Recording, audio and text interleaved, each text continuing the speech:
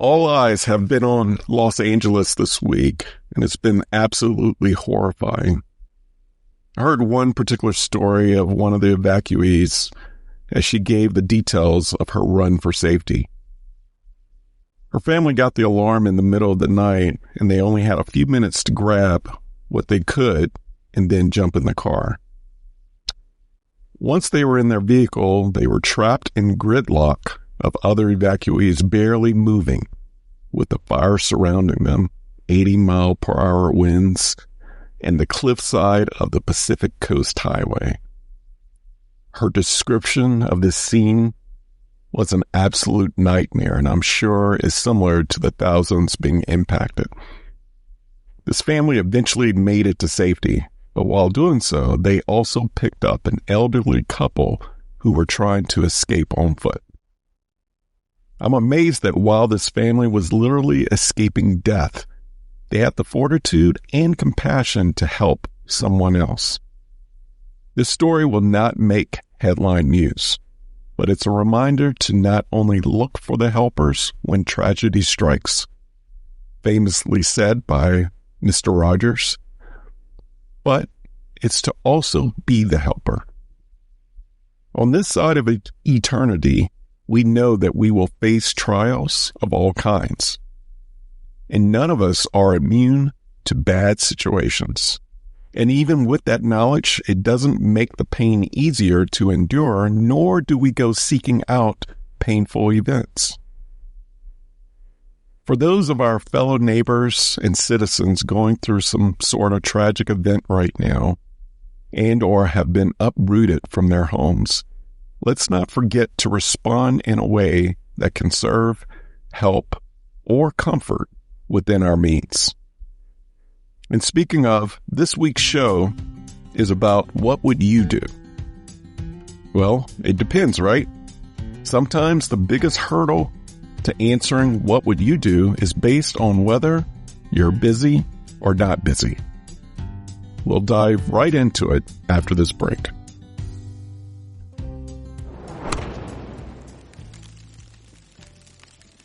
You are listening to the Work Life Eubiosis podcast with your host, Charleston Edwards. If this is your first time here, welcome. My goal is simple: to eradicate burnout and to bring harmony, purpose, and balance to this world, starting with the family. My hope is that this show and the story shared will provide encouragement and ideas that will be valuable to you on your journey to work-life freedom. So let's dive in to today's episode.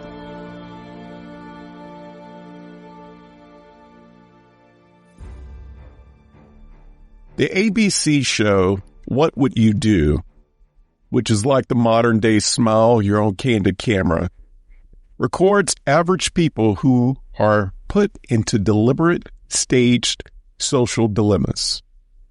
Do they act or mind their own business? The show challenges people to be neighborly, loving, and kind, to be the Good Samaritan, to be a good human. Some of the situations on this show are quite the conundrum that could backfire if it was a real-life scenario.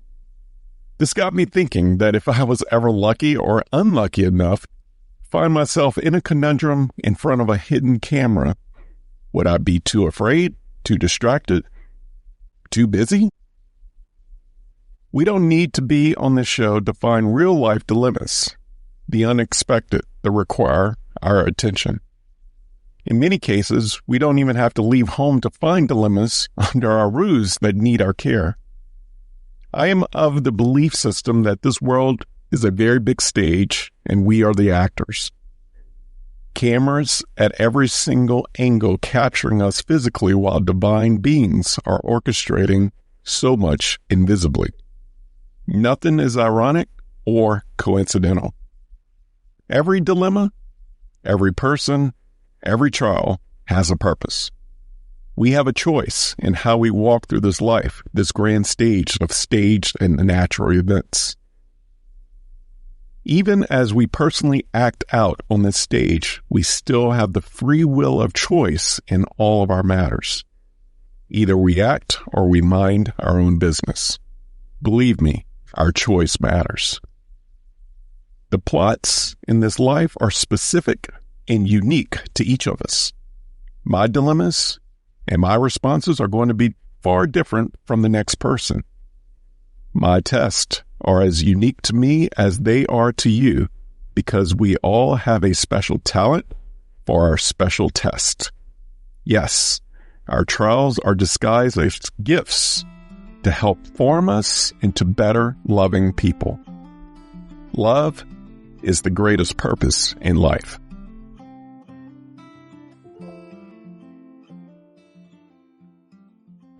One of the biggest challenges to being loving is overwhelm. Overwhelm darkens our light. Overwhelm creates stress and anxiety. Overwhelm prevents us from living in the fullness of our design. Many of us are too busy and distracted to welcome interruptions. An interruption or any curveball can send us over the edge, into a frenzy, into a dark place that's not loving. We are tightly wound because our schedules are tightly wound. Being time poor gives back very little time or thought of being there for someone else. But it's in the interruptions and the moral dilemmas where life is truly lived and where love is not only found, but created. Every day we encounter opportunities to help someone. A sick neighbor, a sick child, a stranger stranded on the roadside, a child asking to play, a friend needing to talk, a homeless person asking for money, a lost dog wandering down the street, a spouse wanting to connect with their partner, a request for a last-minute volunteer at church, a colleague wanting someone to review a proposal, or someone just needing a spa. The list goes on and on. Daily, we are faced with decisions either to step out of our own perfectly planned days or to be flexible to a person in need. But in this hustle culture, do we actually have the time or margin to flex, to respond, to show love? I would like to say yes to the majority of the population. Yes, we have time, but that would be untrue. The current data on burnout and the mental health decline tells us that the majority of our Western world is overwhelmed. Our calendars, our consumption of media, our stuff, society's expectations, our bickering, and all of our worries are at a boiling point. Here are a few current stats related to work life.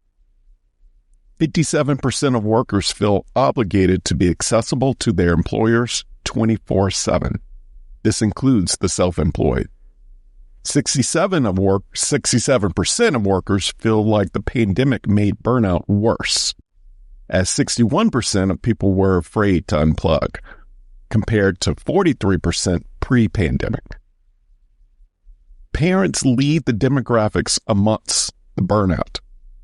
47% of working mothers and 38% of working fathers. Loss of personal time is not the only factor to burnout, as we know many other factors goes into losing our passion. But I will be the first to say that when you know your purpose, that is the first step to reclaiming time. But oftentimes, purpose is not aligned with our daily job duties, and this too leads to burnout, worry, and disengagement. Purpose is aligned with how we show up to do our earthly duties. This episode is brought to you by Own Your 5 to 9, an organization committed to freeing families of the rat race and burnout. Every organization has a leader, mission, and a set of values that drives the organization. But this is commonly missed in the most important organization in the world, the family. An organization has one mission for how it will impact the world. Why not the family? An organization goes into strategic planning routinely to align its values, mission, and projects. Why not the family? Whose home? A strategic planning guide for families is a workbook and a tool needed in all households. Whose Home takes a strategic planning approach with 10 guided exercises to define your core family values, family mission, and tools to operationalize how your family does life together. If your family is facing a big decision, Whose Home is for you. If you're considering a career pivot, Whose Home is also for you. If you desire more intentionality and harmony in your home, Whose Home is for you. Create a healthy culture, not a hustle culture, at home. Visit ownyour5to9.com to claim your copy today. If we know our purpose, how do we find time to live on purpose in a super fast-moving, overwhelmed society? How do we build contingencies of space in our calendars for the unexpected? How can we reclaim time and reclaim a love for life and love for others? How can we slow down our pace? How can we personally heal from burnout and the overwhelm of life? To answer that, I would like to provide some solutions from a wonderful book that I just finished called The Overload Syndrome: Learning to Live Life Within Your Limits. This book was written nearly 30 years ago by Richard A. Swenson, MD. Swenson is a Christian, futurist, doctor, and countercultural writer whose prescriptions for overload for the 1990s would also be evergreen for a faster-paced society of the 2020s. Swenson focuses on the ideology of progress in the Western world and how information, data, education, media, technology, medicine, possessions, manufacturing, and work will continuously be progressively bigger, faster, and beyond the human limits that we were designed for.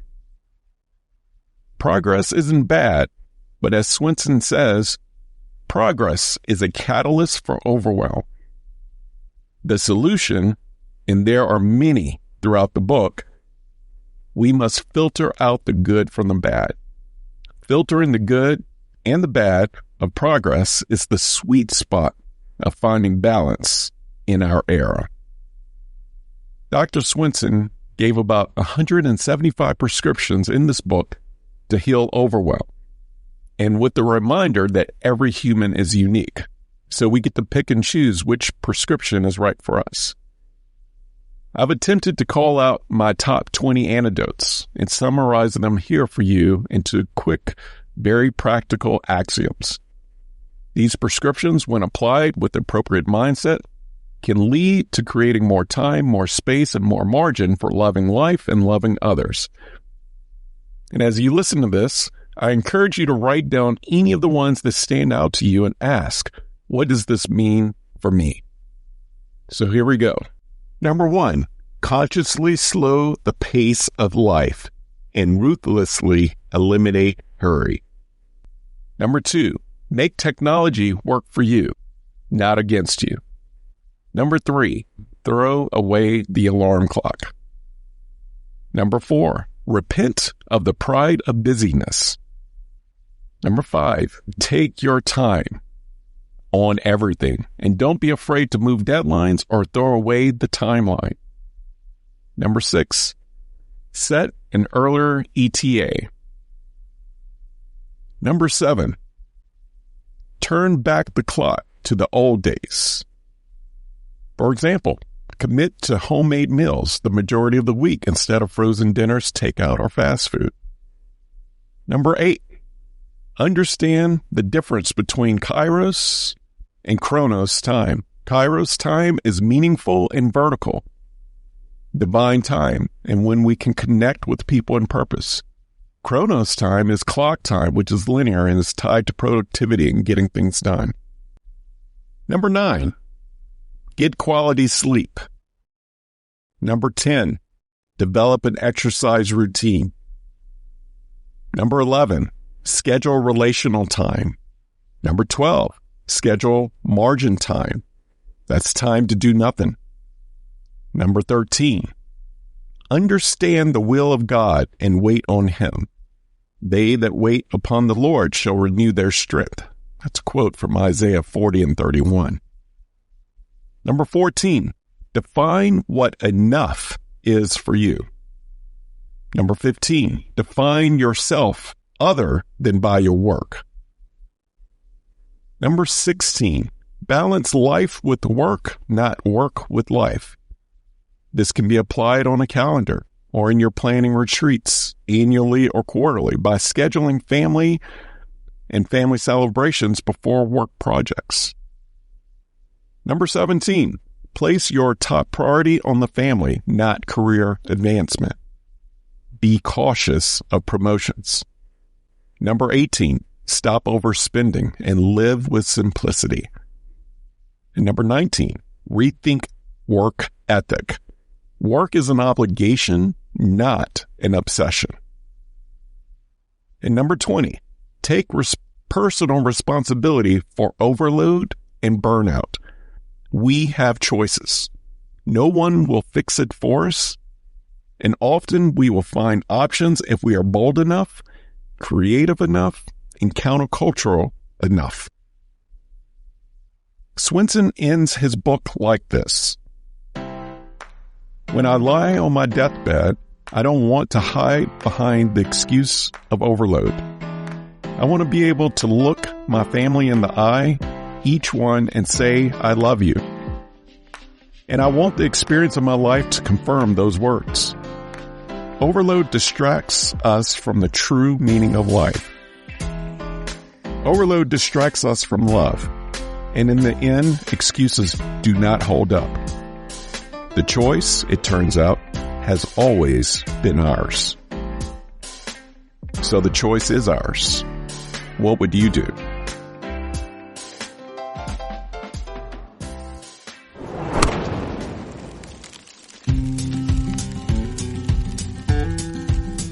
Thank you for listening to the Work-Life Eubiosis podcast, part of the work-life resources created by Own Your 5 to 9. I hope that you have found encouragement and a few ideas to strengthen your journey to purpose, freedom, and balance. Have you overcome burnout and found a new way of life? Millions around the globe are still at the risk of burnout and losing it all. And your story may be the one that sparks not only a dream, but action. Visit ownyour5to9.com for more information and submit your story. While you're there, join the Work-Life Eubiosis newsletter and receive additional resources weekly right to your inbox. If you enjoy this podcast, take time to subscribe, rate, and leave a review. Share it with a friend or loved one. Remember, the most important organization in the world is the family. Let's do our part to strengthen it. Thank you for listening.